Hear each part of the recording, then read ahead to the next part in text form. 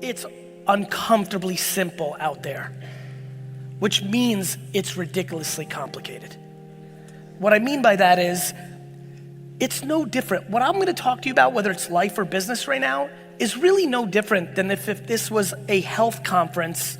I would come and they would say, how do we get healthier? And I would stand up here and I would say, I'd like you to eat better and I'd like you to exercise every day. And I would say, thank you very much, and I'm out. That's actually the answer. But we don't wanna hear it. We'd rather buy $29 fucking apple vinegar shit. We'd rather buy some fucking thing that fucking tightens your waist, and performance enhancement drugs, and fucking ass implants, and all this other shit. The reality is it's super simple. If for some way, through a joke or an analogy or a conversation here today or an answer to a question, I can get you to start the process of genuinely being able to handle judgment because you finally are exhausted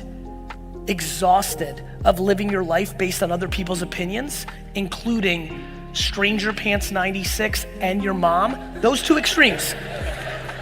And listen, I know, how many of you here consume my content?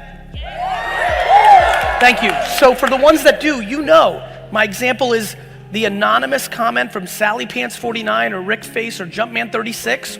So it's the two extremes. It's you don't do things because somebody says you're ugly or you're stupid in a comment and you have no idea who they are and they're hiding between an avatar and some bullshit name over here, all the way to your mom. That's what I spend all my time on. From this person to that person, why is that dictating you? This one makes a lot of sense to me. Ironically, that one makes a lot of sense to me. You all went through high school. You all lived life trying to do shit to impress other people. And we still do it at scale. The only thing, listen, I'm not out here living my life trying to convince people how to make money like me, because making money is a talent, like singing and playing sports. Some people are better at it than others. Can it be taught? Of course it can be taught. You can always be better at something than you were at a starting point. I can be better at dancing and singing and basketball, but I'm not fucking gonna be LeBron or Beyonce. Do I think people can go from the kind of person that can have a $40,000 a year business to a $3 million a year business? Yes, I do. Do I think the person that has the natural skill of a $40,000 a year business can make 45 million a year? No, I do not. Do I think that we completely need to recalibrate our relationship with what success looks like? Yes, I do. Like, we're out here talking about making $1 million a year as the entry point to balling when the 1% of Americans, top earners, start at $440,000 a year. If you make $440,000 a year in here, you are in the 1% earners in America, one of the richest countries in the world. We're fucking confused, my friends. There's people in here that are 29 that think their life's fucking over next year because they're gonna turn 30 and they don't have their shit figured out. There's fucking 88-year-olds running around Jersey that haven't fucking figured out their life. I don't know what miraculous situation of my parents having sex at the right moment, me being born in the Soviet Union, me growing up in Edison and working in a liquor store in Springfield, but I'm telling you right now, whatever those dynamics were, I sit here back home with an amazing amount of gratitude to my perspective. Forget about anything else I've got going on. I'm trying to spend the rest of my life to articulate my perspective so that you can debate it against yours. I'm not trying to have you have my perspective. I'm just trying, by the way, I don't think I'm right. I don't think I'm right. I don't think I've earned the ability to tell anybody anything. I think if I disappear tomorrow on some tragic accident, I trend on Twitter for a half a day and then everybody moves on with their lives. Like, I get it, but I'm telling you, if you're fucking here today, please hear me.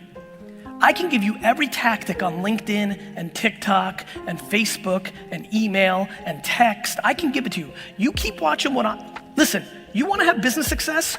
Watch what I do for the rest of my life publicly, copy it verbatim, but then put in your shit in it, And I promise you, you'll be successful. Because I'm fucking really good at my shit.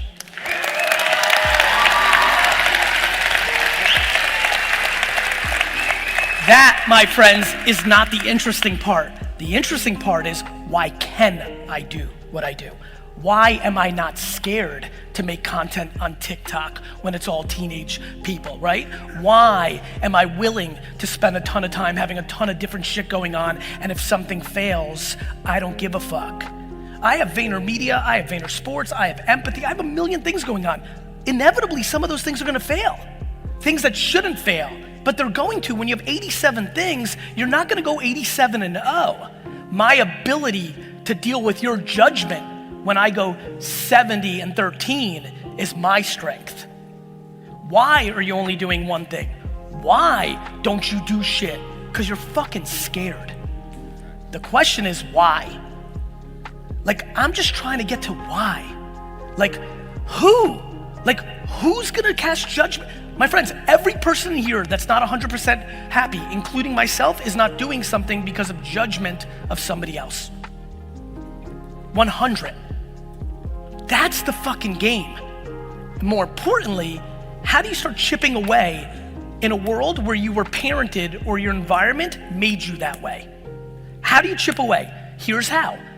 You storytell. That is the responsibility and almost the way I feel I live. I have figured out over the last decade or two, really actually half decade to a decade, I have gift for gab. Same reason I could sell, same reason, I'm a good storyteller. So I'm gonna give you stories. Why do I put out those analogies, those clips saying the same shit? Because there's only 15 truths. I just have to say them a million different ways to catch you at the right time with the right slang on the right platform at the right moment. I appreciate you too. I appreciate you too. You know how in high school you were worried about your zit? And fuck, I used to be scared as shit when I had a zit. I was like, fuck, I don't wanna go to fucking school. What I learned through life was nobody gave a fuck about my zit. They were worried about their zit. Why do I tell that story? Because right now, people here are in debt or can't do something because they're just staying above ground, but that's because they bought a house that was too expensive, not using rooms in that house, and they don't have the humility to sell that house and go back to rent because they don't want their friend from high school or their grandma to judge them because we manifested that you have to own a home. And if you did, and now you're not just staying above water and you sold that home and moved into a shittier neighborhood or a smaller house or rented, now your actual life can open up. But no, the ideology of owning a home and the inability to take a step backwards to take 3 steps forward is gonna make you unhappy till the end. Come on, Gary. Yes.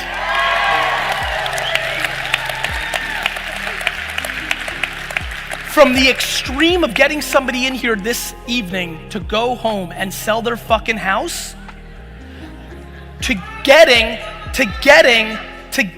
one of you to not buy a pair of off-whites that you can't afford, in those 2 extremes are no different than fucking Sally Pants 98 to your mom. This is a game of the edges. This is a game of the edges. Everybody's focused in the middle. 90%, 95%, 99% of the shit you think about and you consume is in the middle, so you don't pay attention to the edges. This is a fucking game of the edges. Once you get your relationship down with the 7 fucking people that matter the most in your life and actually get to the place of saying, I love you, but fuck you.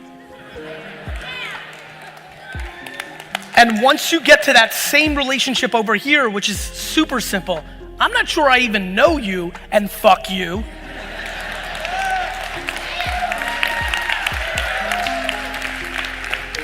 That's the game. Now, don't confuse fuck you. Let me explain what I mean.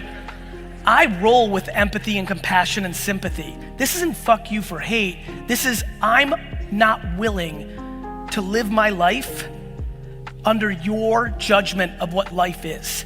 Because eventually, let me tell you the biggest mistake people make that I've observed through the millions of interactions over the last decade that I consume.